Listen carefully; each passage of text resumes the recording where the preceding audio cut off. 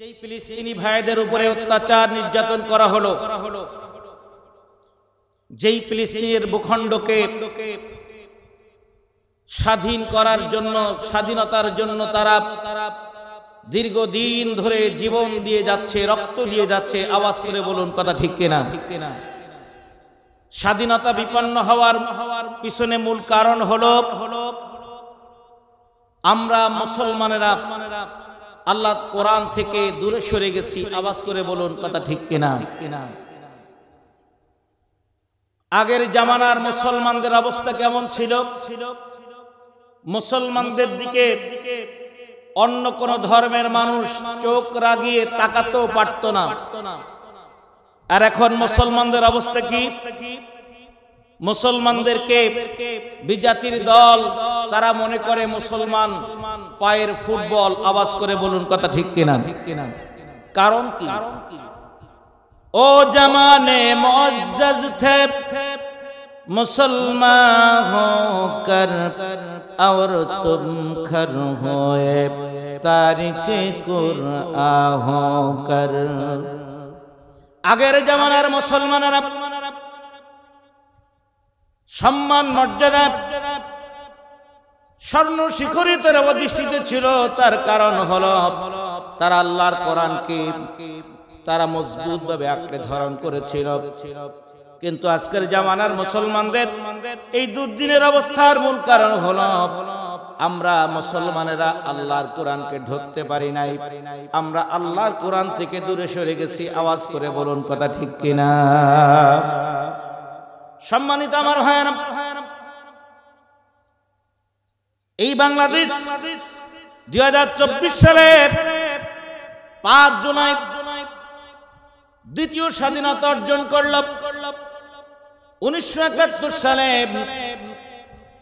5 August স্বাধীনতা অর্জন করলো আমার ভাইয়েরা।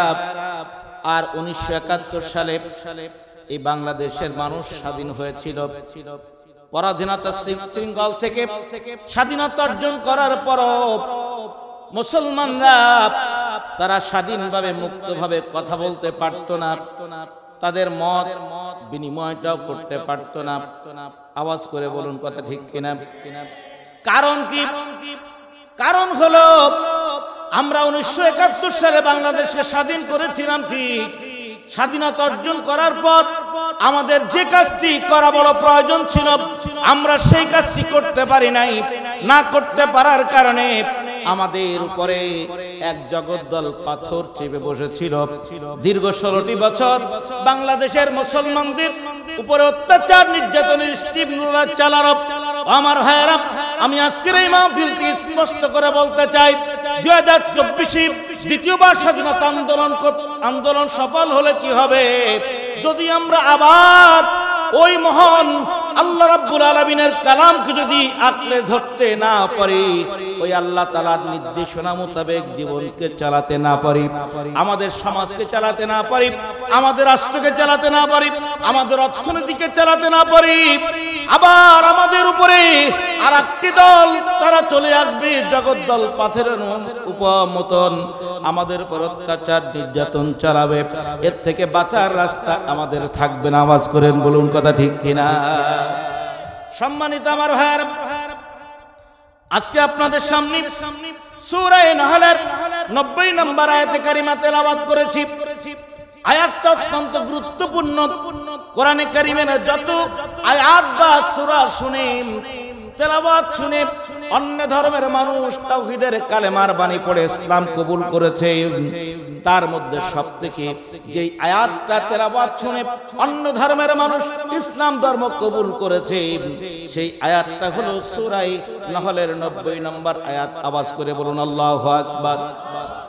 সম্মানিত আমার ভাইয়েরা, শুধু তাই নয়, গতকাল জুমার দিন ছিল। জুমার দিনে দ্বিতীয় খুতবায় প্রতি জুমায় ইমাম সাহেব দ্বিতীয় খুতবার সর্বশেষ যে আয়াতটি তেলাওয়াত করে, ইন্নাল্লাহা يأمر بالعدل والإحسان وإيتاء ذي القربى وينهى عن الفحشاء والمنكر والبغي يعظكم لعلكم تذكرون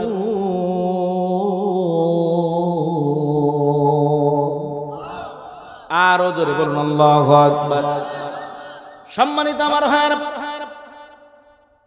প্রত্যেক জুমায় দ্বিতীয় খুতবায় খতিব সাহেব, ইমাম সাহেব এই আয়াতটি তেলাওয়াত করে। বিবেকের কাছে কি একবার প্রশ্ন করেছেন প্রতি জুমায় হুজুর এই আয়াত তেলাওয়াত করে কেন? খলিফাতুল মুসলিমিন হযরত ওমর রাদিয়াল্লাহু তাআলা আনহু, তিনি যখন ইসলামের দ্বিতীয় খলিফা, তিনি ফরমান জারি করলেন, রাষ্ট্রের মধ্যে একটা আইন জারি করলেন, আজ থেকে প্রতি জুমায় দ্বিতীয় খুতবায় এই আয়াতটি তোমরা সংযোজন করে নিবে। খতিবদেরকে নির্দেশনা দিলেন। তার কারণ হলো এই আয়াতে কারিমা তেলাওয়াত শুনে যত মানুষ ঈমান গ্রহণ করেছে, এত মানুষ অন্য কোন আয়াত শুনে ঈমান গ্রহণ করেন নাই।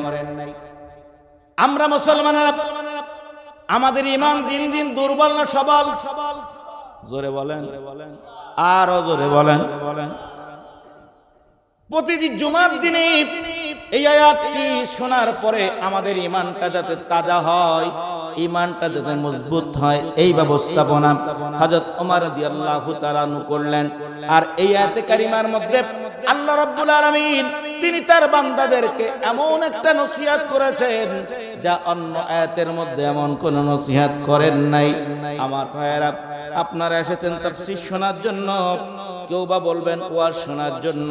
কোরআনে কারিমে আল্লাহ তাআলা কোন আয়াতে এভাবে বলেন নাই এটা আমার ওয়াজ।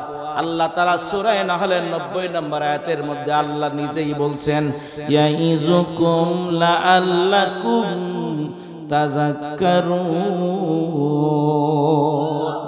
এটা আমি আল্লাহ তাআলার পক্ষ থেকে তোমাদের জন্য ওয়াজ। সুবহানাল্লাহ বলবেন না? কার পক্ষ থেকে? আল্লাহর পক্ষ থেকে ওয়াজ।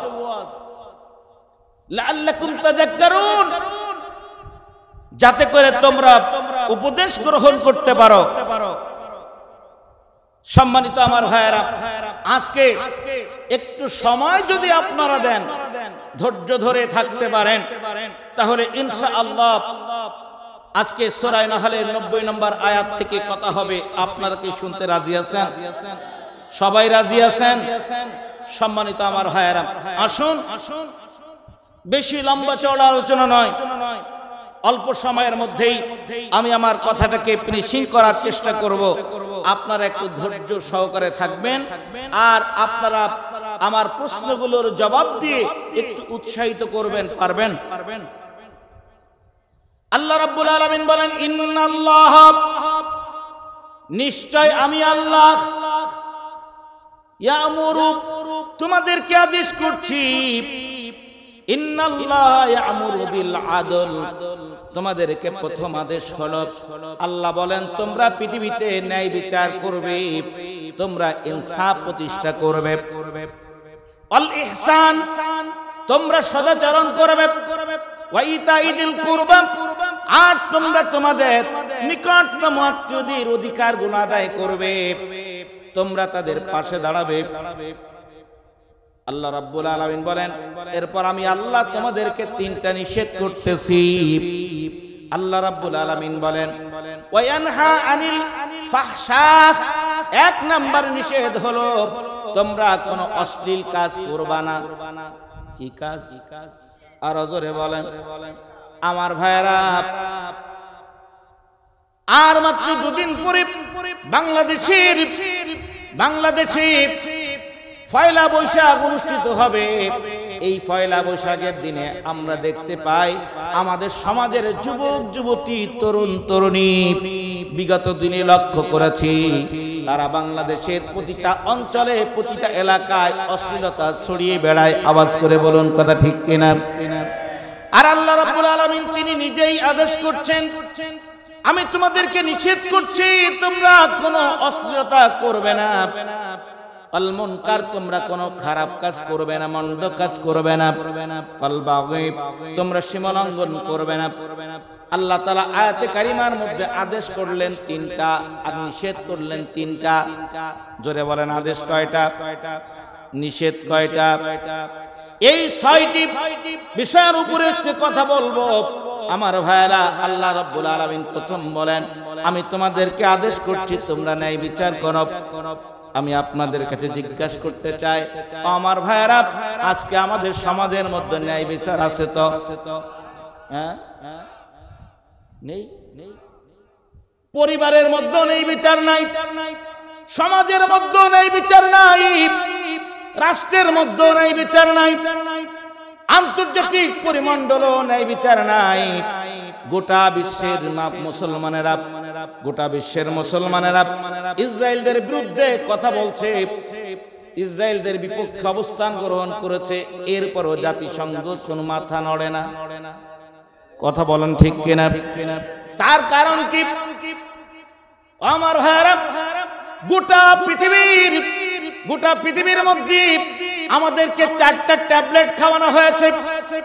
1 নাম্বার ট্যাবলেট হলো জাতীয়তাবাদের ট্যাবলেট, 2 নাম্বার হলো ধর্মনিরপেক্ষতার ট্যাবলেট, 3 নাম্বার হলো আমাদেরকে ট্যাবলেট খাওয়ানো হয়েছে, আমাদেরকে কমিউনিজমের ট্যাবলেট খাওয়ানো হয়েছে, 4 নাম্বার হলো আমাদের গণতন্ত্র নামের ট্যাবলেট খাওয়ানো হয়েছে। ট্যাবলেট কয়টা? জোরে বলো। 1 নাম্বার জাতীয়তাবাদ, 2 নাম্বার ধর্মনিরপেক্ষতা, 3 নাম্বার কমিউনিজম, 4 নাম্বার গণতন্ত্র। এই 4টা ট্যাবলেট ওই জাতিসংঘ থেকে খাওয়াবার কারণে আজকে গোটা পৃথিবীর মুসলমানদেরকে ঐক্যবদ্ধ হতে দেওয়া হচ্ছে না। মুসলমানরা ঐক্যবদ্ধ হতে পারে না। এই ট্যাবলেটের দ্বারা গোটা পৃথিবীর মুসলমানদেরকে ভাগ ভাগ করতে করতে 57টি মুসলিম রাষ্ট্রে মুসলমানদেরকে বিভক্ত করা হয়েছে। তারা আমাদেরকে তার কাটার বেড়ার ব্যবস্থা করে দেওয়া হয়েছে। আমার ভাইরা, আজকে গোটা পৃথিবীর মুসলমানদের হৃদয়ে ওই ফিলিস্তিনের পক্ষে তাদের কথা বলা, তাদের চাওয়া পাওয়া, এটা থাকলে কি হবে? মুসলমানরা ফিলিস্তিনে যাইতেও পারে না। কেন যাইতে পারে না? ওই তার কাটার বেড়া দেওয়া। বাংলাদেশ ওভারটেক করে আপনি ফিলিস্তিনে যাইতে পারবেন না, কারণ আপনাকে যে এরিয়া দেওয়া হয়েছে বর্ডার, এই বর্ডার অঞ্চল ক্রস করে অন্য দেশে আপনি ঢুকতে পারবেন না, সামরিক অভিযান চালাতে পারবেন না। আজকে আমরা ওই ইহুদি খ্রিস্টান আধিপত্যবাদের এই 4টা ট্যাবলেট আমরা খেয়েছি, কিন্তু আল্লাহ তাআলা কোরআনুল কারীমে যে ট্যাবলেট দিয়েছেন, যে চিকিৎসা দিয়েছেন, আমরা কোরআন থেকে চিকিৎসা না নেওয়ার কারণে আজকে মুসলমান কাশ্মীরে মার খায়, আজকে মুসলমান মায়ের খায়, আজকে মুসলমান ফিলিস্তিনে মার খায়। অদূর ভবিষ্যতে বাংলার মুসলমান যদি আল্লাহর কোরআন থেকে শিক্ষা গ্রহণ না করতে পারে, বাংলাদেশের মুসলমানদেরকেও অচিরেই মার খাওয়া লাগবে। সম্মানিত আমার ভাইয়েরা, আল্লাহ তাআলা বলেন প্রথম নাম্বার কাজ তোমাদের আদল প্রতিষ্ঠা করো, ন্যায় বিচার। সম্মানিত আমার ভাইয়েরা, আল্লাহর নবী মুহাম্মদুর রাসূলুল্লাহ সাল্লাল্লাহু আলাইহি ওয়াসাল্লাম তিনি পৃথিবীতে এসেছিলেন ন্যায় বিচার প্রতিষ্ঠা করার জন্য। আম্মা জান বিশ্বনবীর মা হালিমাতুস সাদিয়া আল্লাহর নবীর কাছে প্রশ্ন করলেন, ইয়া রাসূলুল্লাহ, ইয়া হাবিবাল্লাহ, আমি আপনাকে বাল্যকালে যখন দুধ পান করিয়েছি, দুধ পান করাবার সময় একটা স্তন থেকে আপনাকে দুধ পান করিয়েছি, আর একটা স্তন থেকে কখনো আপনাকে দুধ পান করাতে পারি নাই, কারণ কি? আল্লাহর নবী ডাক দিয়ে বললেন, মা, আমি জানতাম আমার আরেকটা দুধ ভাই আছে, নাম তার আব্দুল্লাহ। আমি যদি একাই 2 স্তন থেকে দুধ পান করি, তাহলে আমার দুধ ভাইয়ের জন্য উপর ইনসাফ করা হবে না, বরং জুলুম করা হবে। আওয়াজ করে বলুন কথা ঠিক কিনা?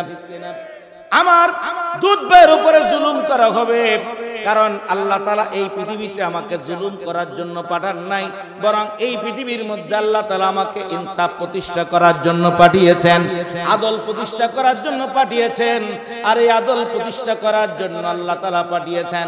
আমি যদি বাল্যকালে আমি আমার দুধ ভাইয়ের উপরে আদল প্রতিষ্ঠা করতে না পারি, তাহলে পৃথিবীর মানুষ আমাকে কখনো আদল প্রতিষ্ঠাকারী নবী হিসেবে মেনে নিবে না। এই আদল প্রতিষ্ঠা হবে কিভাবে? আল্লাহ রাব্বুল আলামিন কোরআনুল কারীমের মধ্যে কোরআনুল কারীমের মধ্যে আদল প্রতিষ্ঠার ব্যাপারে বলেন। আদল প্রতিষ্ঠা করবা কিভাবে? ওয়া ইযা হাকামতুম বাইনান নাসি আন তাহকুমা বিল আদল। তোমরা যখন সমাজের মধ্যে বিচার ফয়সালা করবা, তখন তোমরা আল্লাহর কোরআন দিয়ে বিচার ফয়সালা করো। কার আদেশ?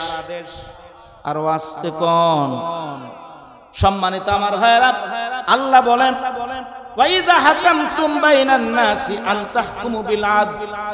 তোমরা যখন সমাজের মধ্যে বিচার ফয়সালা করবা, তখন কোরআন দিয়ে বিচার ফয়সালা করো। আমি আপনাদের কাছে জিজ্ঞাসা করি, স্বাধীনতা অর্জন করার পরে বাংলাদেশের সামাজিকভাবে যে বিচার হয়, এই বিচার কোরআন দিয়ে হয়? তো ইউনিয়ন পরিষদে যে বিচার হয়, এটা কোরআন দিয়ে হয়। আমাদের দেশের ম্যাজিস্ট্রেট কোর্টে যে বিচার হয়, ওই বিচার তো কোরআন দিয়ে হয়। জজ কোর্টে, হাইকোর্টে, সুপ্রিম কোর্টে, বঙ্গভবন, সংসদ ভবন, গণভবন, কোথাও কোরআন দিয়ে বিচার হয় না।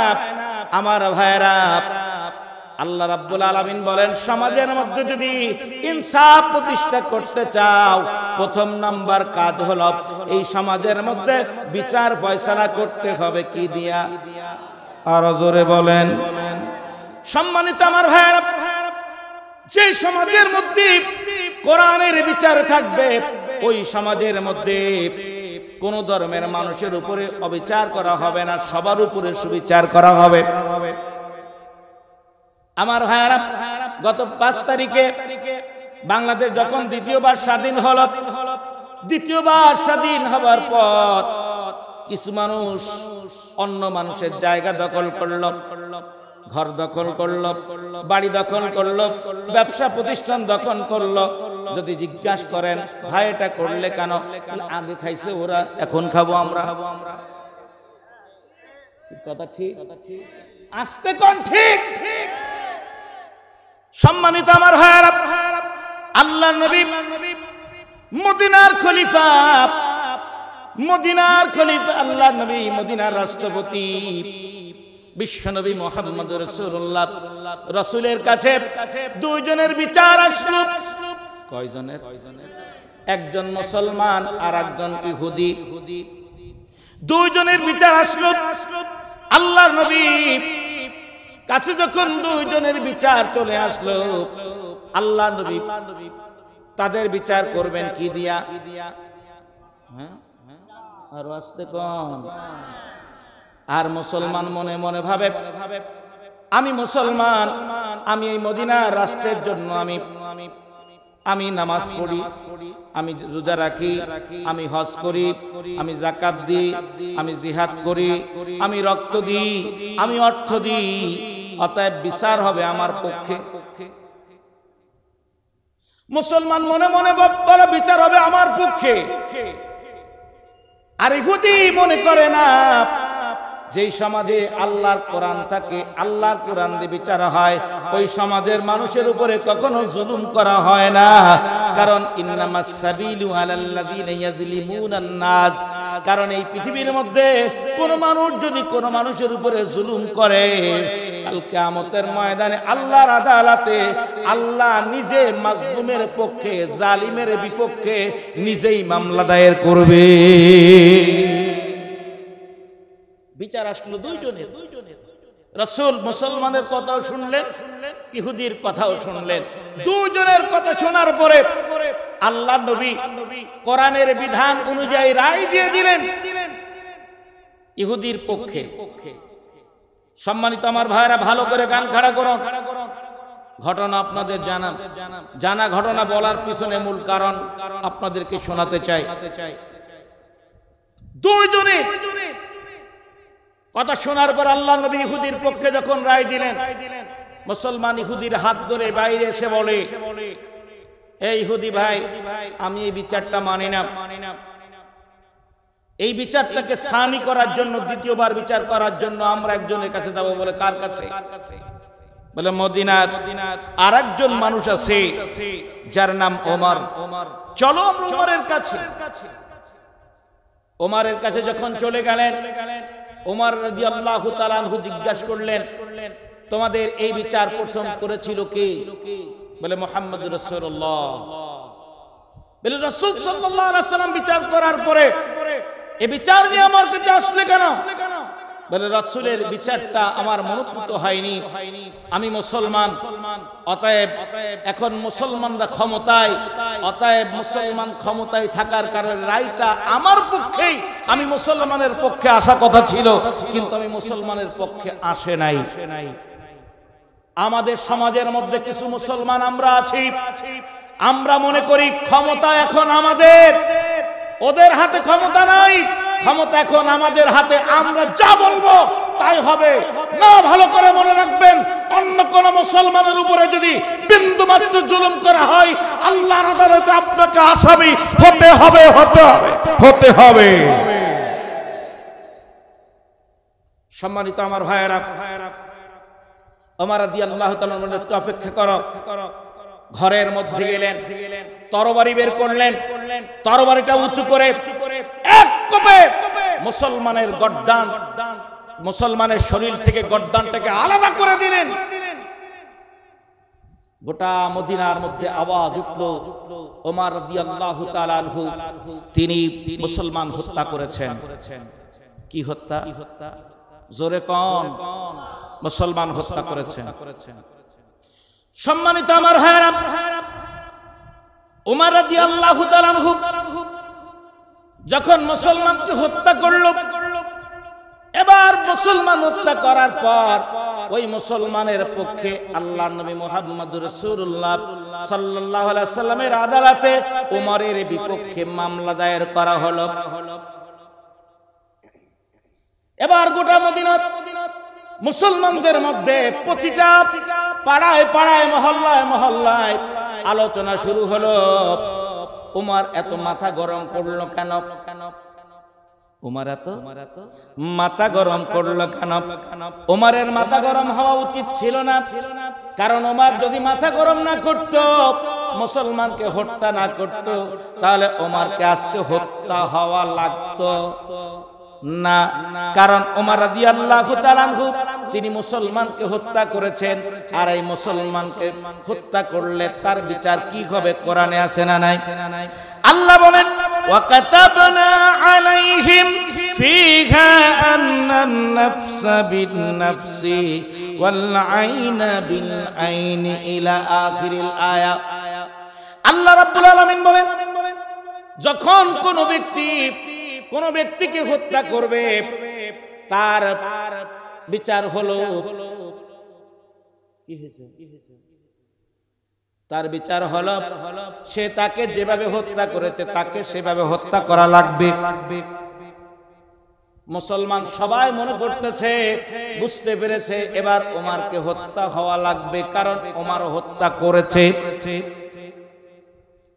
সম্মানিত আমার ভাইয়েরা, আল্লাহ নবী ওমরকে ডাকলেন, ওমরকে ডেকে বললেন, ওমর তুমি কি ওই মুসলমানকে হত্যা করেছো? বলে হ্যাঁ, আমি ওমর ওই মুসলমানকে হত্যা করেছি।